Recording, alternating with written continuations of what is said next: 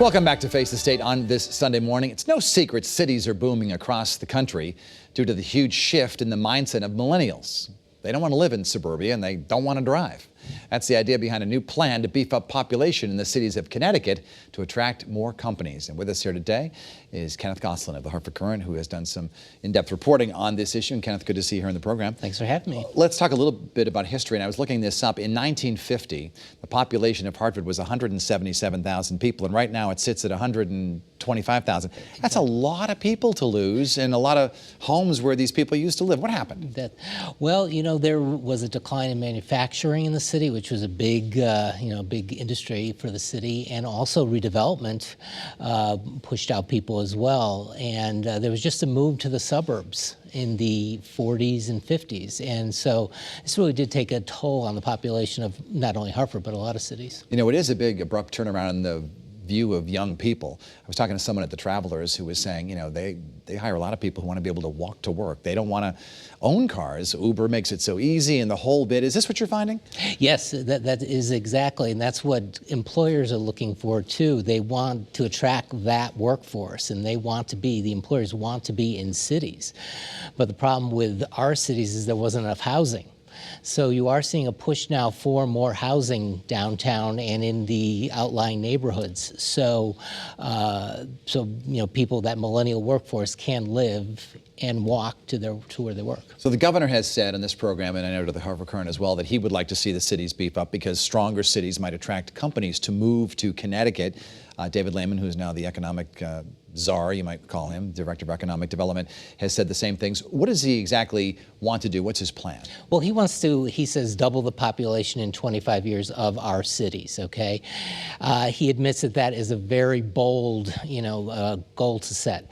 But I think that he is recognizing and coming head on at the problem that there aren't enough people living in cities to attract the employers and to have the workforce that they are looking for. So that's what he's really attacking. And, he kind of looks at it in a couple of ways. One leg, of course, the housing that's there, but also mass transit. Getting around other than with a car is got to be another leg of this. And the well-paid jobs also have to come with it.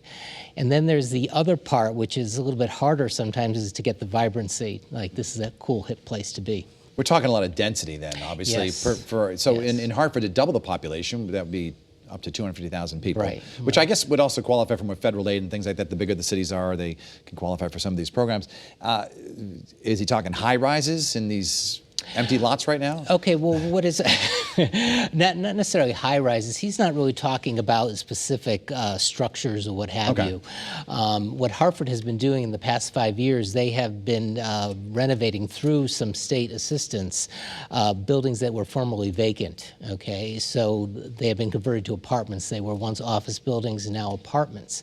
And this is how they're starting to bring in more people to live in the city. Okay, and so far that has worked. The occupancy of these new projects is pretty high. They're pretty much 90 and above. Yeah. So they're doing fairly well right now.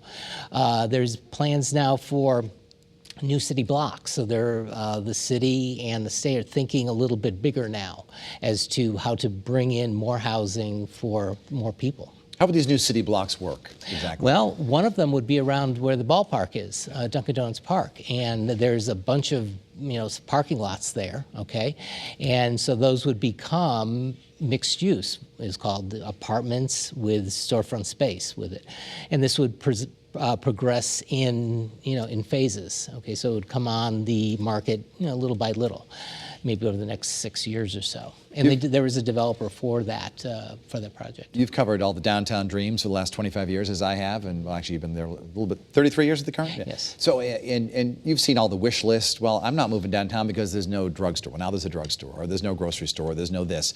You do seem to see mom and pop shops opening up downtown because of all the new people. Yes, there's some tentative. The grocery store has been a big thing, not having that, and people having to then go out of the city to shop. So there have been some tentative steps, a couple of smaller markets, one small one, and then now a little bit mid-sized one, a little bit bigger.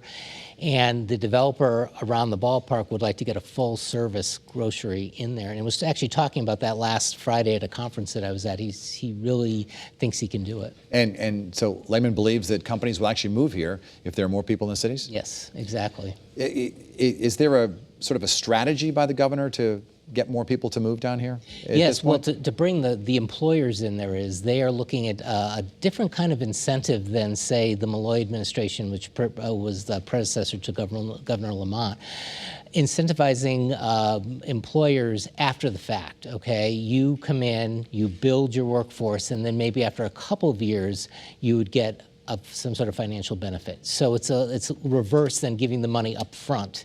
And then if a company does not follow up, then you have to go try to get the money back. Is he talking about all cities, Bridgeport, Waterbury, Stamford, New Haven? Yes, exactly. Well, actually, that incentive plan would be for all municipalities. But if you located in a city, the benefit would be much greater. Stamford does seem to be ahead of this trend. A lot more construction down there than we're seeing in Hartford. Last time we had the Mayor Bronin on, I asked him if there were any big plans to perhaps a skyscraper, because there are plenty of empty lots. That's the problem. Yes. Most of these new apartments are existing buildings, correct? That's correct. That's correct. And there have been, over the course of time, many dreams, as you might say, for these lots, but they have not come to fruition. So. To build it's very expensive, obviously, to build a skyscraper. So, you would have to figure out, okay, there might be some state assistance that would be needed, how much that would cost, how much to develop. So those are hard projects to put together. How does this fit in with some of the plans to sort of remake the highway that goes through downtown? Obviously, there's been a lot of debate as to whether it should be the Etna Viaduct, whether that should be a tunnel, a hybrid tunnel, or just rebuild, which is what the governor now wants to do. He doesn't want to put a tunnel in there. What do you think will prevail here? What are you hearing?